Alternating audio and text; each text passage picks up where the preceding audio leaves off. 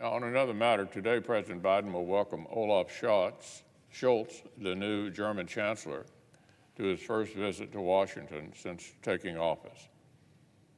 Germany is a crucial ally of the United States. Tens of thousands of U.S. service members reside in Germany, contributing to the collective security of the NATO alliance. According to the State Department, bilateral trade between our countries totaled more than $260 billion in 2019. Many in Washington on both sides of the aisle appreciated the increasing leadership role that Chancellor Scholz's predecessor, Angela Merkel, played in international affairs. Germany's overseas contributions in Afghanistan, Iraq, and Africa demonstrated a growing willingness to contribute to international missions that advance our collective security interest. The German people have built the largest economy in Europe and the fourth largest in the entire world. They are indeed a major player. But there's no question Germany could do more given its influential role, including within the EU and NATO, to advance our shared foreign policy and security interests. Back during the Cold War, the West German military was truly a capable fighting force. But Germany's military has been allowed to atrophy in the decades since. Today, it lags behind the state of the art and suffers from shortfalls in readiness and regular maintenance.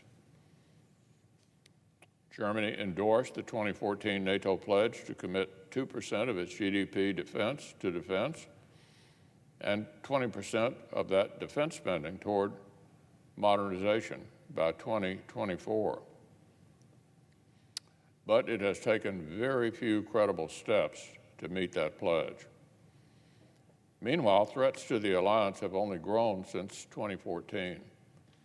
Russia's and China's decades-long modernization efforts made it clear that 2% will not suffice for NATO to meet these growing challenges. Here in Congress, we have demonstrated our commitment to NATO and to Europe's security.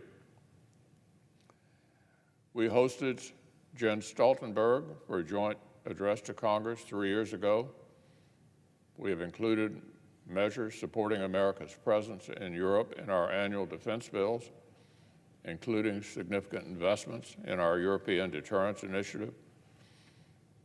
So I hope that Chancellor Scholz will reciprocate and take this opportunity to reassure us about Germany's commitment to NATO and our collective defense. Our friends are too powerful and too prosperous not to contribute more militarily to our alliance.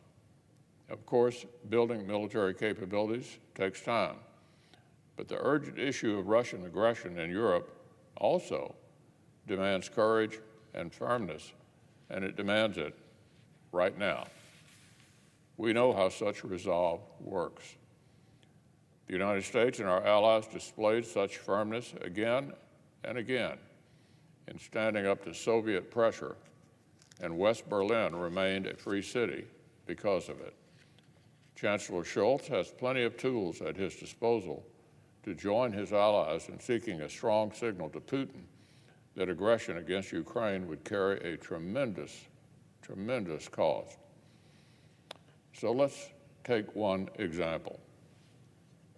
A bipartisan chorus in Congress has opposed the Nord Stream 2 pipeline for years. We have viewed it as a new geopolitical tool for Putin to undermine Ukraine and divide Europe. Germany acknowledges the international community's concerns, hence German delays in moving the project forward. It would be a powerful demonstration of German leadership for Chancellor Scholz to declare firmly and simply that Russian escalation in Europe will result in the termination of Nord Stream 2.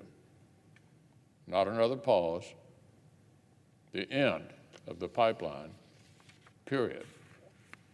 Likewise, it would send an important message if Chancellor Schultz commits, like other NATO allies have done, and like his own predecessor's national security advisor just recommended, that Germany will help Ukraine with legitimate military capabilities so that it can better defend itself against aggression.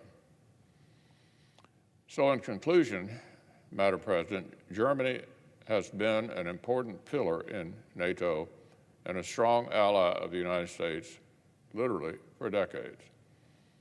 We welcome the new Chancellor to American soil. The time is now for Germany to stand up and protect the peace and defend the stable Europe that modern Germany itself has helped construct and from which it has greatly benefited.